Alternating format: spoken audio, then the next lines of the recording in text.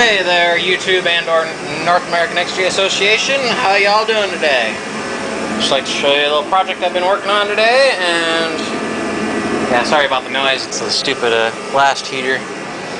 It's like 30 degrees out here today, but it's kind of nice and warm here in the garage. But anywho, making a new battery box that I'm going to mount up under my Cherokee. I'm not sure exactly where yet, but I think I've got a decent idea of the location. But I'll show you what I got here. Probably thinking, what the fuck is that? Yeah, it ain't too pretty, but ain't too many people gonna see it neither. All caged in and whatnot. Yeah, my shitty welds, but hey, not welded yet, broke, so. But anywho, I'll show you how you get it in and out of there quick. So right here you got some all thread welded to both these support pieces to help them build the cage together, and I believe it's 3/8 rod is the 9/16 hex nut.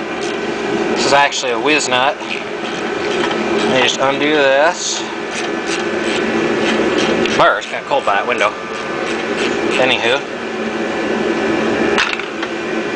just do that. Yeah, made it too long.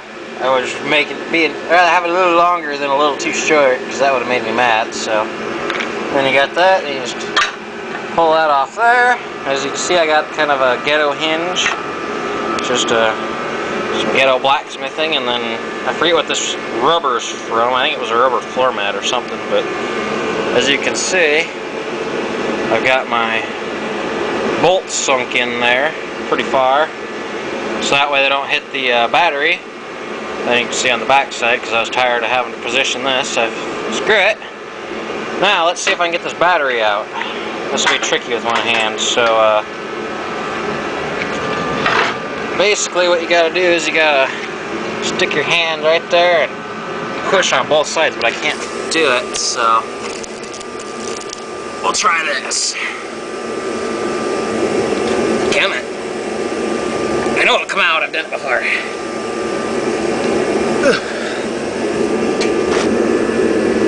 No.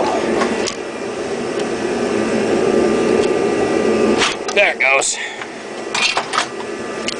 Alright, see, now she's sliding out, and it just slides in like that. Hang on here, I just have to, oops, sorry. Just have to catwalk it. Or walk it out, there we go.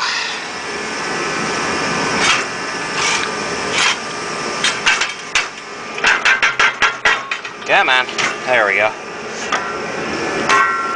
And there's the cage. Yeah, I know it's not too pretty with that and that, but that was before I remembered I had the sawzall with the metal blade, because I was using a torch to do that, and I'm not very good at cutting straight lines with a torch, so I couldn't cut a straight line with a torch to save my life, so.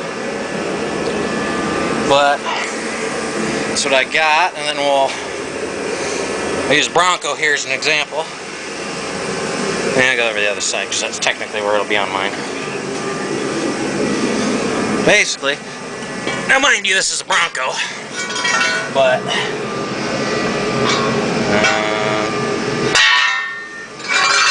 that's basically going to go just like that. Well, you can't even see anything under here, but any of you have ever seen an underside of an Jeep Cherokee, if you got 3-4 inches of lift in the back, I'm just going to have to extend my bump stops a little bit, and I think I can get this to fit underneath. That way I can save the space, because this is a lead acid battery. So lead acid batteries, as you know, you can't put inside a passenger compartment because they expel hydrogen gas when charging and discharging. So it's not very safe to have them inside the interior, and it's like an SUV, so you know, you can't throw it in the back and call it good. I did for a while there, and I about blew myself up one day with a cigarette. Just, whew. That was a scary day, so. But anywho, yeah, that's my basic design, and I think it'll work well. Just gonna weld it up in there or bolt it. I haven't decided yet. I'll probably bolt it. That way, if this truck ever gets in a wreck, I can hopefully salvage this and put it on my next one, just like I did last time. took all my stuff off my old one and put it on my new one. But yeah, that's my ghetto underneath mounted battery box. I don't know what the fuck I'm gonna call it. So, but anywho, I guess I'll get out of here quick. And another little thing, the reason why I'm changing is my old mount wasn't working very well. Put a little too much tension in it, and I kind of bent the plastic a little bit, or crushed it. I about peeled the top of the battery off. Oh well. How's it no leak? Come on. Focus. Focus. Well, come on. Well, as you can kind of see, it's a 700 cold cranking amp battery.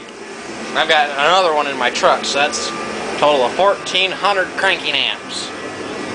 That'll be enough to keep that winch heavy. And then I've got some 4 gauge, I believe it's 4 gauge amp wire. So I'm going to use that to run to the battery and back. And also, anyone have any tips on a good, kind of homebrew-ish, maybe store-bought dual battery isolator that I could kind of work? I know I've had an old school Ford starter solenoid a couple of times. I tried that and that worked all right, but 700 amps is a lot to be pushing through that solenoid, just that starter solenoid for over a certain period of time, because they're designed just to click on and off, not stay on forever and ever and ever. So I might just try and locate a constant duty solenoid that's designed for that, because I know people have tried using old school Ford type starter solenoids to. I know one guy, he rebuilt his winch relay box with starter solenoids, and it ended up frying the solenoids, and he rusted his winch because he couldn't get it to stop. He didn't have anything to cut the wires with to save the winch, so that's why I always keep a decent pair of heavy-duty cutters in my center console, just in case. So, but anywho, I'll get back with you guys later. Peace.